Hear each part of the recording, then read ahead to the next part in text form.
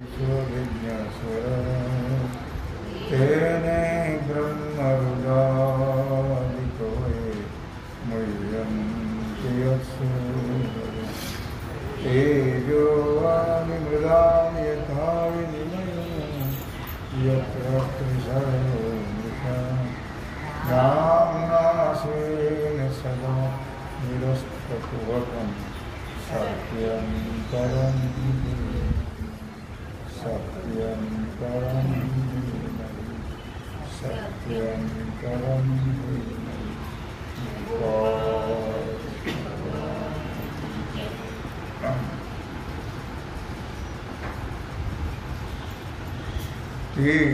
तेजक्षमादिति शौचो मद्रोहो नातिमानिता भवन्ति सपदं दैवी नदीजातस्य भारत। भगवान सिद्धेश्वराच्या श्रीमंतकृपेनं श्री रुक्मिणी पांडुरंगाच्या चरणावर बसून श्री सद्गुरु ज्ञानेश्वर महाराज, श्री जगद्गुरु तुकाराम महाराज, श्री संत एकनाथ महाराज यांच्या चरण सानिध्याने आपण सर्वजण मिळून महान ग्रंथराज ज्ञानेश्वरीच्या 16व्या अध्यायाच्या 3ऱ्या श्लोकाचा आपण विचार करतो आहोत. ओवी आहे 186. तेज क्षमाधृति शौच मद्रोहो नातिमानिता भवन्तिदं संपदं दैवी अभिजातस्य भारत.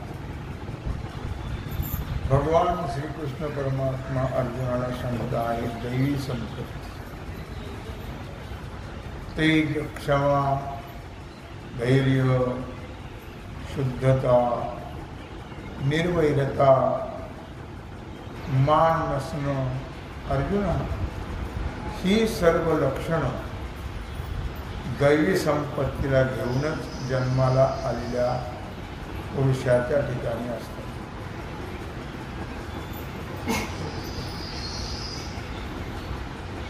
त्याच्या ठिकाणी तेज आहे, क्षमा आहे, पृथ्वीसारखी क्षमा आहे, धैर्य आहे, शुद्धता आहे, निर्वैरता आहे, अमानित्व आहे. ही सर्व लक्षणं दैवी संपत्तीची आहे. किंबहुना दैवी संपत्तीला घेऊन जन्माला आलेला जो मनुष्य आहे त्याची ही लक्षणं आहे. ओखटे मरणा ऐसे तेही आले अग्निप्रवेशे परिप्राणेश्वरोद्देशे न गणित सती.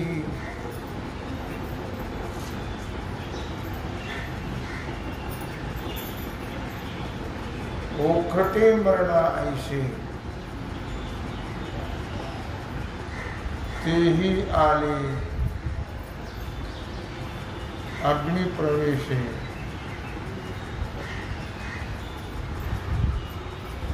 परिप्राणेश्वरोद्देशे न गणित सती.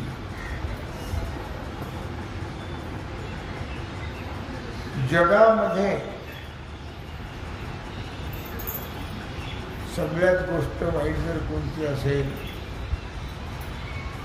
तर मरण हे वाईट आहे.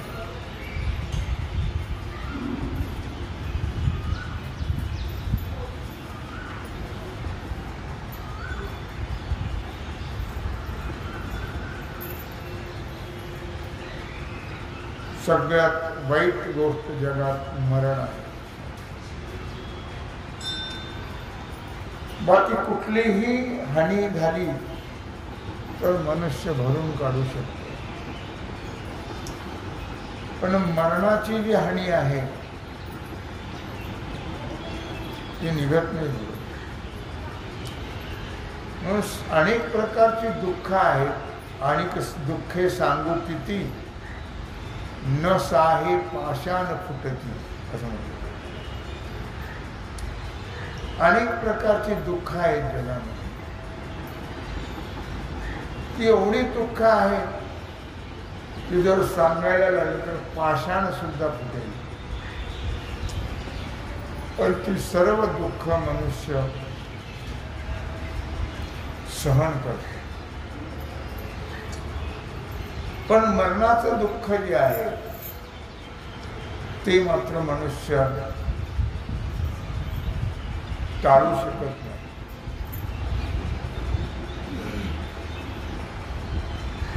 संतांची गोष्ट वेगळी आहे आणि आपली गोष्ट वेगळी आहे. महाराज म्हणतात,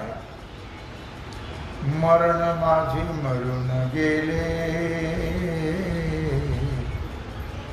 मरण माझे मरून गेले, मज केले अमर, मरण माझे मरून गेले. आपली स्थिती तशी होत नाही. महाराज म्हणतात, मरण माझे मरून गेले, मज केले अमर. तुकोबा हे अमर आहेत ना, आपण मरके आहे, कळत नाही ना. देह तादात्म्य असल्यामुळे त्यांच्या ठिकाणी देह तादात्म्य नाही. त्यांची काय श्रद्धा आहे? देह जाओ अथवा राहो, देह जाओ अथवा राहो, पांडुरंगी दृढ भावो, देह जाओ अथवा राहो. देह जाऊ नाही तर राहू, पण माझी निष्ठा फक्त आणि फक्त कुठे आहे? पांडुरंगी दृढ भावो. आपलं तसं कुठे? त्याला राग येईल, त्याला राग येईल, त्याला राग येईल, त्याला राग येईल. सगळे पूजा करतो का नाही? भया देवांची पूजा होते का नाही तुम्हाला माहित नाही, पण सगळ्या देवांची पिछेशी आई आणि आगे ढकल. सहज वडीला होती सेवा, म्हणून पूजितो या देवा. भावना नाही. वाण वडील करतो, आम्ही करतो. काय किती देव असतात त्याला काही प्रमाण नाही. एकावर धड भावना, धड एकही उपासना होत, वेळ फुकट.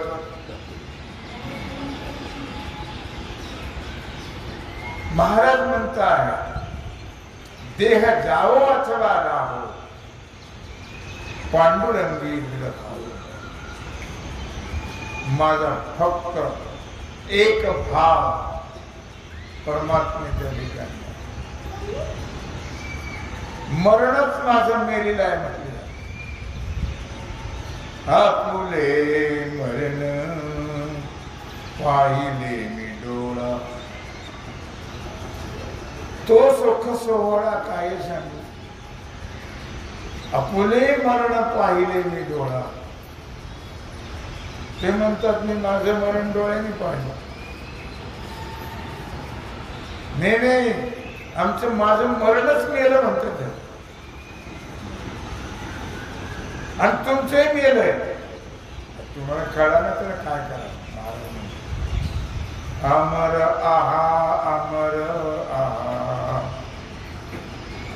खरे की पहा खोटे, खरे की पहा खोटे. महाराज म्हणतात, आम्हीच नाही तुम्ही सुद्धा अमर आहा, अमर आहा, खरे की पहा खोटे. हे केव्हा कळेल?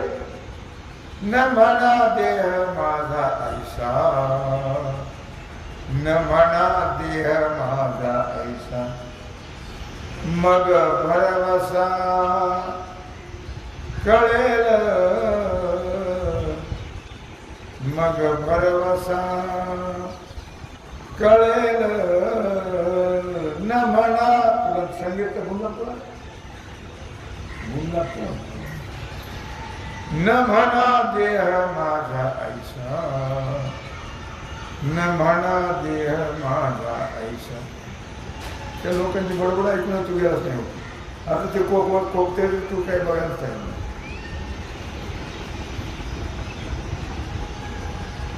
महाराज म्हणतात अमर आहा खरे की पहा खोटे अरे तुम्ही सगळे अमरच आहात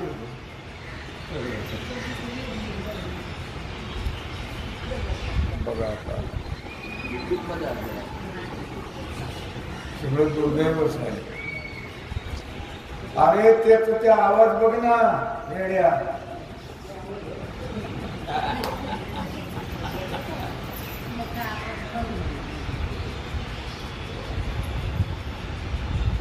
आमचं मरण मरून गेलं एवढंच नव्हे तर तुम्ही सुद्धा अमर आहात फक्त न म्हणा देह माझा ऐसा देह फक्त माझा म्हणून नका झाला नाही तर देह माझा आहे का देह माझा नाहीच आहे दुसऱ्याला आम्हाला आमचं म्हणायचं वेळ ते दुसऱ्याचं आहे आमचं काहीच नाही आमचं काय काय आहे देह नाही घर नाही धन नाही बायको नाही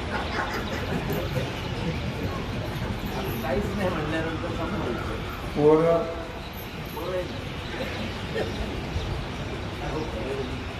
लक्षात ठेवा आपलं काहीच नाहीये आणि आपलं कोणीच कोणाचे माय बाप कोणाचे गणगोत कोणाचे माय बाप कोणाचे गणगोत मृग जळवत जाईल रया तू म्हणण्यात कोण सांगितलं पाहिजे कोण आपली म्हणून या कळव्यात आहे का सांगितले नाथन हरिपाठ पुत्र बंधू कांता आपले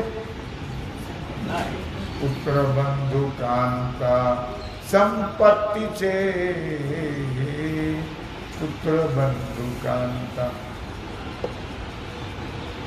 पत्नी आपली नाही संपत्ती मुलं संपत्ती भाऊ संपत्ती पुत्र बंधू कांता संपत्तीचे आपलं काहीच नाही देह नाही म्हणून म्हणा देह माझा ऐसा मग भरवसा करेल तुम्ही अमर आहात पण जोपर्यंत देहाला माझं म्हणतात तोपर्यंत मरावा लागेल देह माझा नाही हे कळलं की मरण संपलं तोपर्यंत मरण आहे देह तादात्म्य आहे तोपर्यंत देह माझा नाहीच काहीच माझं नाही आणि जे माझं आहे ते कळलं काहीच माझं नाही आणि जे माझं आहे ते कळत नाही बाकी त्याला मिठ्या मारता मारता मरते तोंड वासून जाता म्हणून सांगितलं इथं ओखटे मरणा ऐसे नाही आले अग्नी प्रवेशे मरणासारखी वाईट गोष्ट कोणतीच नाही मरणासारखी सगळ्यात वाईट गोष्ट आहे मरण. आणि तेही मरण सतीचं उदाहरण दिलंय. तेही मरण जर जिवंतपणे आलं तर देह पडल्यावर जाऊन द्या, मेला मेला म्हणते. पण जिवंतपणे झालं तर मग अधिक वाईट. अग्निप्रवेश फार वाईट परिस्थिती होती पूर्वीची. हो, नवरा मेला की तिला सगळ्यांनी ढकलून लावायच्या अग्नीमध्ये. हो, सगळ्यांनी चौकडून टोचून टोचून तिला अग्नीत उडी टाकायला लावायचीच.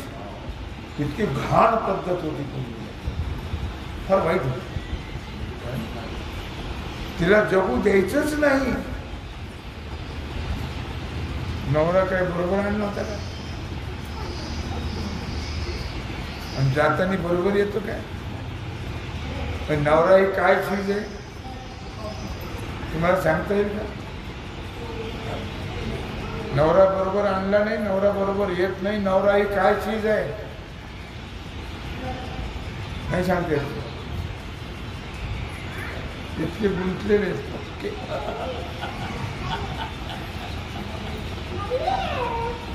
नवरा म्हणजे मानी वाया झालं. लग्न झालं म्हणजे काय केलं? खरेदी खत लिहून दिलं का एकमेकांना? लग्न झालं म्हणजे काय केलं? लग्न म्हणजे तरी काय? सगळं तुम्हाला माहिती आहे का? सगळं सांगत बसते कारण नाही. लग्न म्हणजे एक औपचारिक भाग आहे. ब्राह्मण बोलावणं हे आपले स्वस्त नाही राहिले. ब्राह्मण फार महाग झालं. नाही बोलावलं तरी चालतात, तसं काही नाही. ते बोलावलेच पाहिजे, त्याचा विधी केला पाहिजे असं काहीच नाही. लक्षात ठेवा, ही सगळी रूढी आहे. ते सुद्धा आता 10व्याला 10,000 5,000 घेतात. ते गरीब श्रीमंत म्हणत हो नाही. अशी परिस्थिती आज लग्नाला तेच फार बेकारी. मग लग्न म्हणजे तरी काय? 10-20 माणसं जमणं, वाद्य वाजवणं, मांडव कार्यालयात जाणं आणि सगळ्यांनी मंगलाष्टक म्हणून अक्षदा, झालं लग्न. अक्षदा तर सगळ्याच डोक्यावर पडत. जेवढे लोक आले तेवढ्याच्या, पण ते सगळे मानत नाहीत म्हणून बरं आहे. हे दोघच मानतात. लग्न झालं काय करतात? लग्न झालं असं काय करतात? मानतात.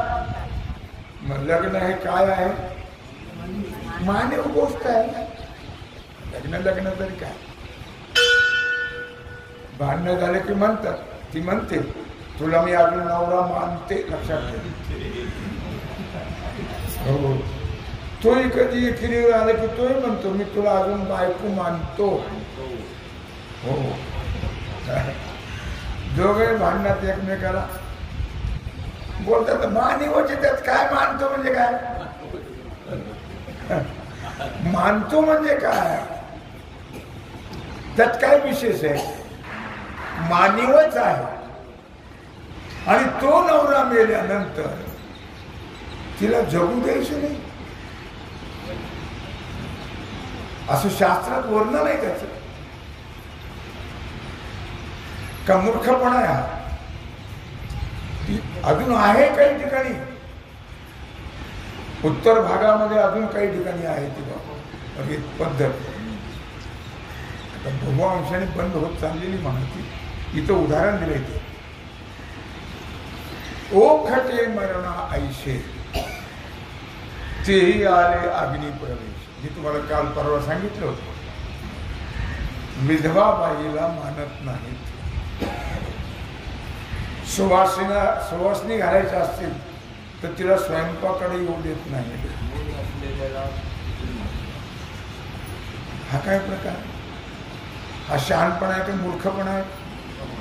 मूर्खपणा आहे. लक्षात, शहाणपणा नाही आहे. सदवा म्हणजे तुम्ही कोण लागून गेला, आणि विधवा म्हणजे काय? हा काय प्रकार आहे? पण आमचा हा समाज जो आहे मूर्ख, त्यांना अगदी कमी लेखल्या जात. कमी प्रकार नाही आहे, लक्षात ठेवा, पण लेखल्या जाते. नवरा मेला, नवरा असला म्हणजे काय काय फरक पडला? अरे मानलेलाच आहे तो. मेला तरी काय फरक पडला, नसला तरी काय फरक पडतो? असून सारखं नसूनही, असून खोळंबा नसून होळंबा. पुष्कळांची परिस्थिती अशी आहे. असून तरी काय उपयोग, नसून तरी काय उपयोग, अशी आज परिस्थिती आहे. पण तो नवरा मेला की तिला अग्नी प्रवेश बळजबरीनं करायला लागायचं, नाही तो उचलून अग्नीत टाकायचं. हे जिवंतपणी मरण फार वाईट माऊली म्हणतात. जिवंतपणी मरण. ते आले अग्नि प्रवेशे परिप्राणेश्वर उद्देशे न गणित सती.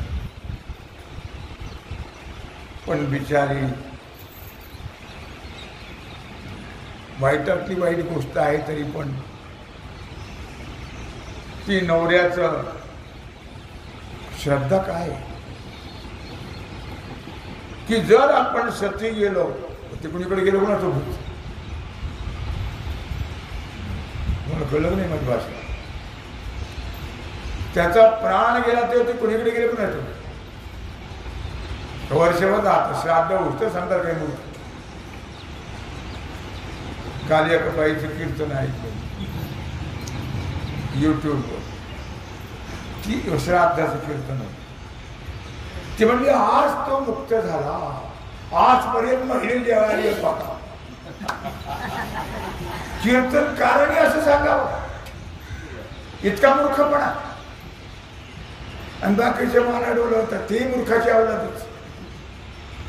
सांगणारे मूर्ख आणि ऐकणारे किंवा आज मुक्त झाला, आज गेला, आज कुठं होता, कुठं राहायला कोणाचं देवळात मारुती कुठं होता, पण होता आज.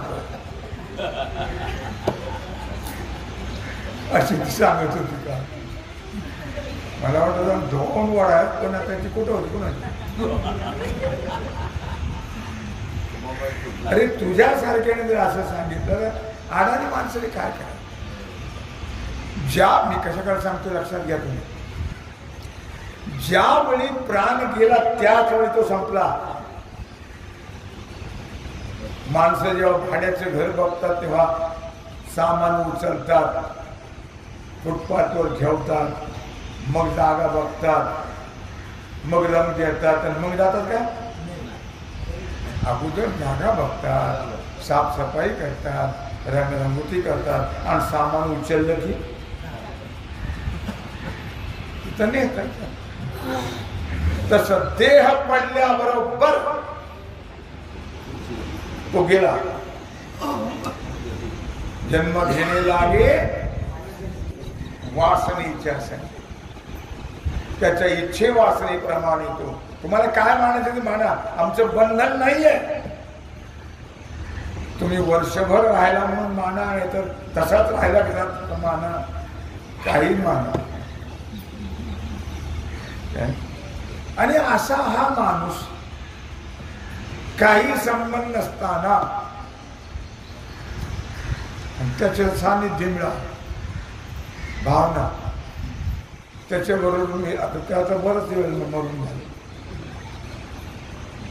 5-4 तास तरी गेलेच ना मध्ये. आता तू कुठे गेला पण नसतं, आणि हिला काही संगत भेटून त्याची. पण एक श्रद्धा भावना आहे माणसं. किंवा पतीवर गेल्यावर पतीचं सानिध्य मिळेल. हा, त्याचा रस्ता वेगळा, आपला रस्ता वेगळा.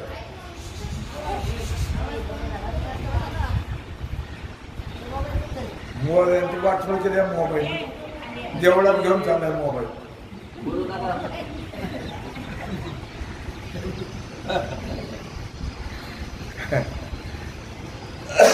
पण एक भावना आहे, श्रद्धा आहे.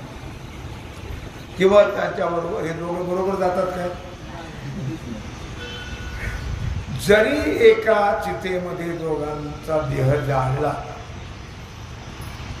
तरी आपली एक भावना आहे, आपली दोघं बरोबर गेले बरोबर जात नाही. प्रत्येकाचं कर्म भिन्न आहे, प्रत्येकाची वासना भिन्न आहे, त्याप्रमाणे त्या गतीला ते. पण एक श्रद्धा आहे.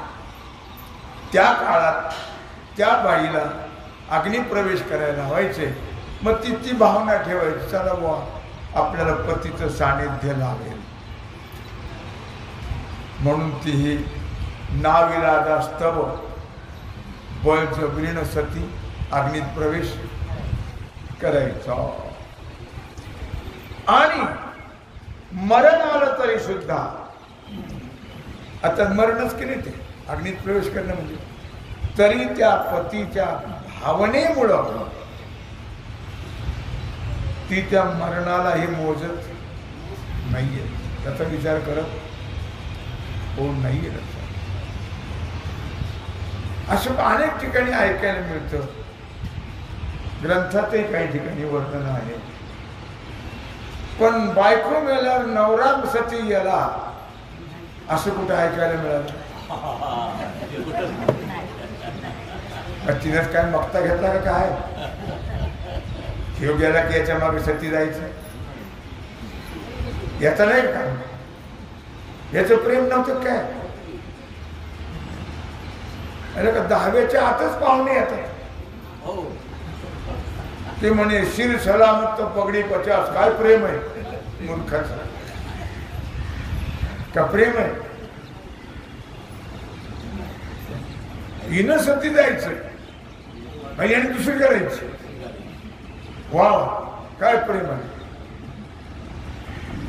म्हणून त्या श्रद्धेपोटी, त्या भावनेपोटी ती मरणालाही जुमानत नाही.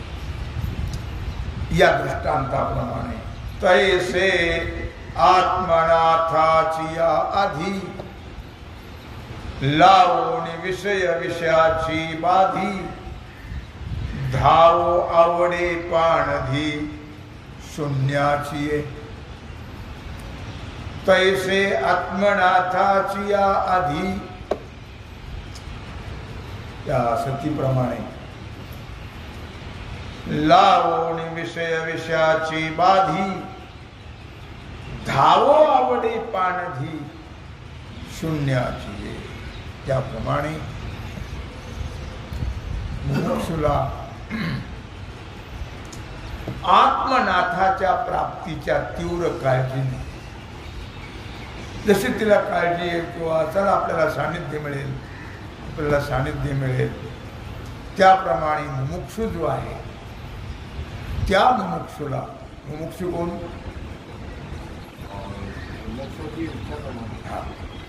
बरं लक्षात ठेवतो, मेहरबानी. मोक्षाची इच्छा करणारा, मोक्षाच्या मोक्षाकरता तळमळणारा, प्रयत्न करणारा, असा जो मुमुक्षु आहे त्या मुमुक्षुला आत्मज्ञानाथाच्या प्राप्तीची तीव्र काळजी. कारण आत्मज्ञानाची प्राप्ती कोणाला? सगळ्यांना नाही. सगळे त्याच्याकरता तळमळतात का? अजिबात नाही. आठवण तरी असते का? कधीच नाही. ऐकल्यावर सुद्धा मुमुक्षु कशाला म्हणतात? ऐकल्यावर सुद्धा कळत, माहिती लक्षात ठेवायची गरज नाही. काय काय तेव्हा मुमुक्षुला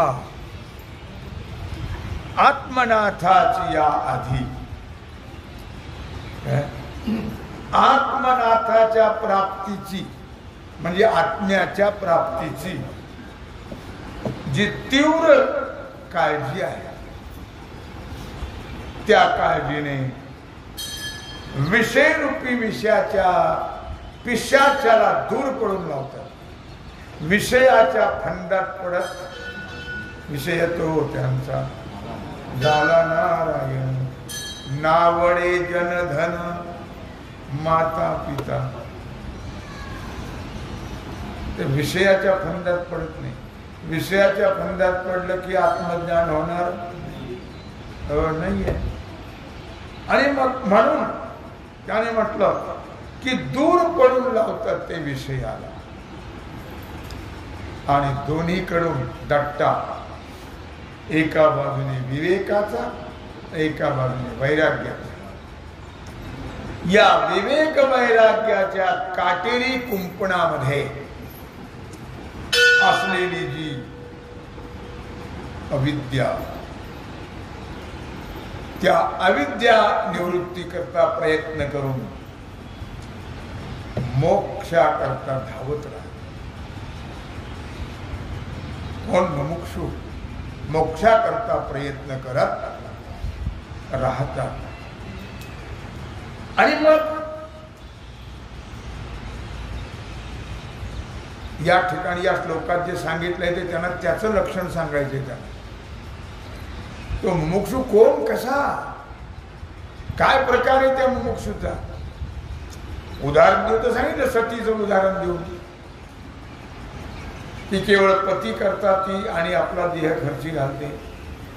तसा हा सुद्धा केवळ आत्मनाथाच्या प्राप्ती करता, आत्म्याच्या प्राप्ती करता आयुष्य खर्ची घालतो. त्याचं नाव मुमुक्षु.